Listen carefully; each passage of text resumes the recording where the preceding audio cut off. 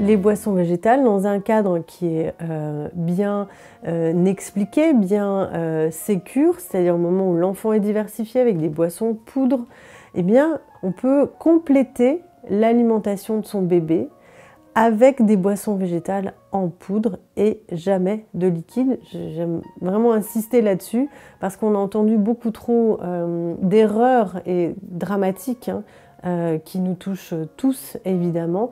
Et du coup, on a incriminé les boissons végétales à mauvais escient pour dire qu'elles n'étaient pas adaptées. Donc encore une fois, il faut le voir de manière globale et il faut pouvoir bien expliquer quels sont tous les besoins de l'enfant.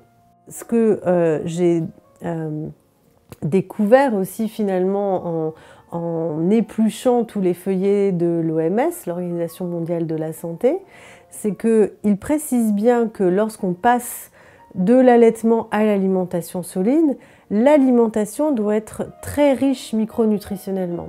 Or, quand on ne mange que des fruits et des légumes, on va avoir beaucoup de fibres, mais finalement on a très peu de glucides, on a très peu de protéines. D'accord ? Une carotte n'est pas riche en protéines et elle n'est pas riche en acides gras. Donc c'est certes très intéressant, l'alimentation végétale, bien au contraire, est à favoriser, sauf que l'enfant, ce dont il a le plus besoin, en rapport avec le lait maternel qu'on a vu précédemment, eh bien ce sont des glucides. Il a besoin d'une valeur protéique qui soit certes présente, mais faible, 1% environ. D'accord ? La carotte ne contient pas de protéines. Et il a besoin d'acides gras oméga 3 et d'acides gras équilibrés en oméga 9 et en oméga 6. D'accord ? La carotte ne contient pas ces acides gras-là. Okay ?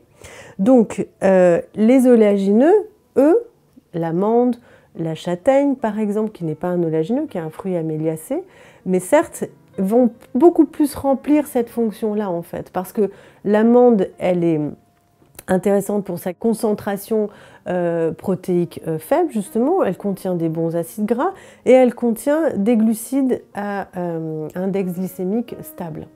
Donc en fait, les oléagineux, donc les boissons végétales proprement parlées, elles vont être équilibrées en fait. Elles vont être biodisponibles, c'est-à-dire que notre corps sait exactement comment assimiler, comment utiliser en fait.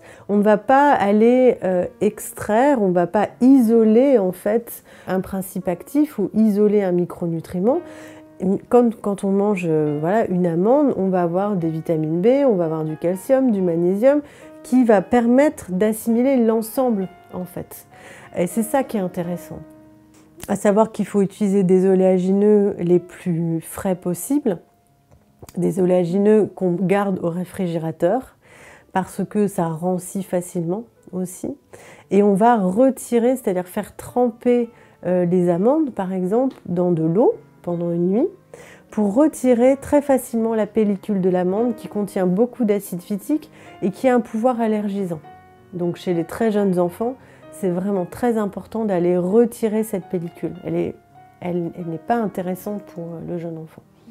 Donc les oléagineux, les boissons végétales, vont permettre de préserver aussi la maturité digestive, de préserver donc son système immunitaire qui va être beaucoup moins sollicité parce que c'est un aliment qui est plus physiologique que du lait de vache parce qu'on n'est pas fait de manière digestive et dans notre ADN pour aller digérer le lait d'un animal pour lequel on n'a pas toutes les briques de construction.